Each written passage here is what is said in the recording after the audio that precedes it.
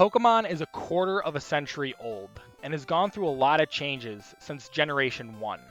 From the original 151 Pokemon rising over 1,000 to the 15 different types of Pokemon hitting at 18 different types now.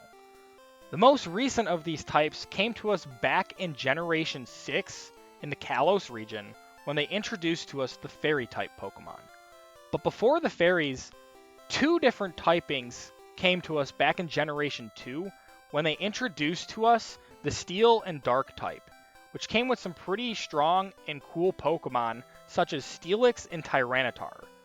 But at this time, they didn't think to fuse their two new typings together. That wouldn't happen until Generation 5 when they introduced the Pawniardar and Bisharp line. Now they would eventually give us King Gambit in Generation 9, but for the purposes of this video, we're going to pay no attention to him, and just figure out how strong Pawniardar and Bisharp would have been back in Johto. First, let's take a look at the moves available to us back in Generation 2 for both the Dark and Steel typing. Starting with the Dark typing, 5 moves were introduced to us: Beat Up, Crunch, Feint Attack, Pursuit, and Thief. Out of all of these, Crunch has never been able to be learned by the Pawniardar line, so that is just completely eliminated as an option for us, leaving us with 4. Now, Beat Up has the potential to do, I think, at the maximum 60, because its power is based off of how many Pokemon you have in your party. So this damage is going to vary depending on that factor, so it's really not a great option to begin with. After that, we have Feint Attack, which is probably going to be our number one choice to pick, because it ignores accuracy and evasiveness, so it's always going to hit our target, and 60 power is a pretty decent amount of damage to be doing. After that, we have Pursuit and Thief, and their abilities that come with the moves are never going to apply because our opponents in Gen 2 never swapped out their Pokemon, and they also never had items on their Pokemon to steal. So that just leaves a base 40 and base 60 attack for these abilities. So it's honestly, Feint Attack is just our best option because its ability actually comes into play. Now, if we wanted to have a secondary Dark type move for our Mon to know, obviously Thief is probably just going to be the better option because it's going to be doing 20 damage more than Pursuit. And when it comes to competitive play, having that on there might actually come in use, so there's that. But for a typical playthrough, Feint Attack is going to be our number one best Dark type move to use. Now, past that, let's take a look at what we have for the Steel type. There were only 3 Steel type moves added in Generation 2: Iron Tail, Metal Claw, and Steel Wing. Metal Claw is the only one on this list that our Pokemon line is capable of learning, so the other 2 we're not even going to pay attention to. So let's take a look at what Metal Claw has to offer. 50 base power is decent, and when you pair it with its ability to potentially raise the user's attack when this move lands, is only going to boost this thing's power up every now and then. Past that, we have a 95 accurate move. As we know, if it's not 100% accurate, it might as well be considered 50% accurate. But I digress. 95 is still fairly good for accuracy, especially with a move that's potentially going to raise our attack to begin with. Past this, we've got other moves that we have to consider for our Pokemon to know. If we're only going down the route of 1 Dark and obviously our 1 Steel type move, what other moves are we going to more than likely give to our Pokemon here?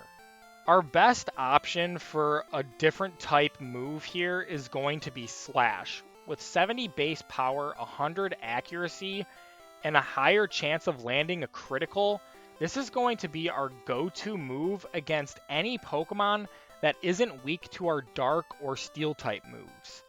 Past that, I would recommend a coverage move of some sort, but that's going to just depend on what this thing is going to be able to learn in Generation 2, So I'll leave that up to the player's discretion and option of what they want as a coverage move.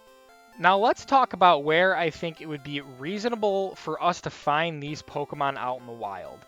First and foremost, I don't think we're going to find a wild Bisharp anywhere in the game, so let's just eliminate him.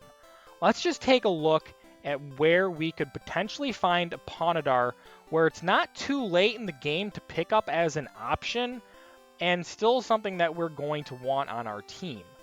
I think the most reasonable spot for us to find Pawniardar is in Mount Mortar, east of Ecruteak City. I think it's reasonable that we should be able to catch this Pokemon before our fight with Morty, that way we have Stab Dark against his ghosts. At this point we have a decision to make. We can either head east to fight Pierce and his ice types, which we're good against, but we have to watch out for his Piloswine and its ground typing. Alternatively, we could head west to Olivine and start up the mission to get the medicine that Jasmine needs to cure her Ampharos in the lighthouse, which is going to lead us across the sea to Cinnawood, where we have to fight Chuck, which is a big problem because of his fighting type Pokemon that are quadra effective against our Pawniardar. It's going to be a hard fight.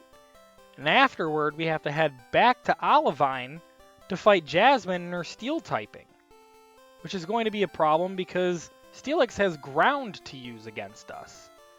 So it's a really hard decision. You could do Chuck, then go to Pierce, then go back to Jasmine, but I think the best option is just starting with Pierce, getting the XP that you can. That way you can deal with Chuck a little bit better, and then that way you can go to Jasmine and do the best that you can in this scenario.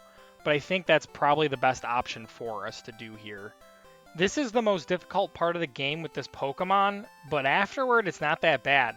We fight dragons with Claire, and then we head to the Elite Four where we have to fight Will's Psychics, Koga's Poisons, Bruno's fighting can be a little bit annoying, but whatever. And we have Karen and her Dark Pokemon. It's not that bad of looking for us. So where does that leave us in this Pokemon? The last thing to really hit on is this thing's evolution level, which doesn't happen until level 52. But during this day and age, Pokemon didn't evolve that late unless they were pseudo-legendary, so it's reasonable to believe that this thing would have evolved a lot sooner. I'd place it anywhere between the late 30s to maybe mid 40s, but I'd say probably around somewhere like 42 is reasonable. And that's not bad considering this thing has the medium fast growth rate. So overall, not bad. I do believe this Pokemon would be an easy sweep through the entire game if you could start at the beginning. And shout out to Scott's Thoughts for doing those kind of videos. Scott, I hope you see this video and backport Pawniardar and Bisharp back into the game here and see if my assumptions about it being good in this generation are accurate. I hope you see it. I hope you do it. It's my challenge to you, sir. But anyway, guys, that's going to wrap it up for this video. I hope you enjoyed it. If you did, hit the like button, share it with your friends. If you're not subscribed, hit the subscribe button, hit the notification bell. That way you know exactly when a video of mine drops. That way you can get in on the action as soon as it's happening. Guys, I can't wait to see you in the next video. So until then, stay safe out there. Take care. I'm ProtoPawn. Peace.